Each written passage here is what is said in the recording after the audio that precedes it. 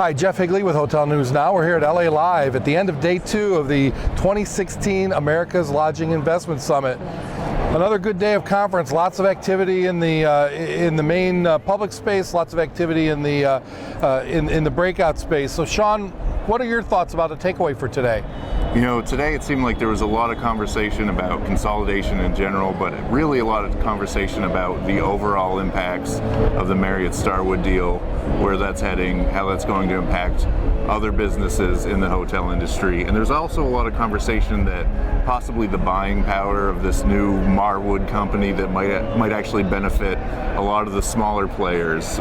Even if we don't see a huge wave of consolidation, at least having this big player in the industry might bring hotels in general a little bit more negotiating power than they had before. Yeah, and it's interesting because, you know, that obviously is the big behemoth of mergers, but then we had the commune destination merger the other day, and a lot of people think that it's going to continue, you know, through 2016. We'll see kind of the year of the merger. So the other things that I think are starting to take shape is that the theme for the conference is, you know, where's the peak? And people I'm talking to think that we're at the peak and we might be on a plateau and we might be bouncing along here for the next 12, 18, 24, 36 months, who knows? Steve Joyce told me he thought we're good through 2018 still, even with the current environment. So we're going to be bouncing along here at a peak without a major event. The industry will still be in pretty good shape.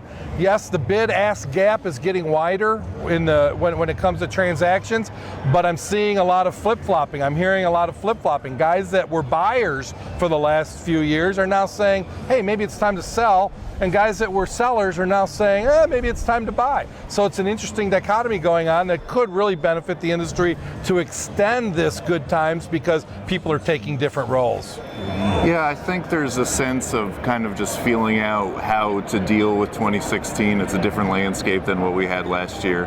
I think the best way to describe it, and Marriott's Arne Sorensen brought it up during the View from the Boardroom panel, is that there's overall pretty much a sense of cautious optimism. And I think one of the best examples from that is, you know, some of the things that have typically been viewed as pain points for the last couple of months, things like, you know, low oil prices that have been hurting markets like Houston.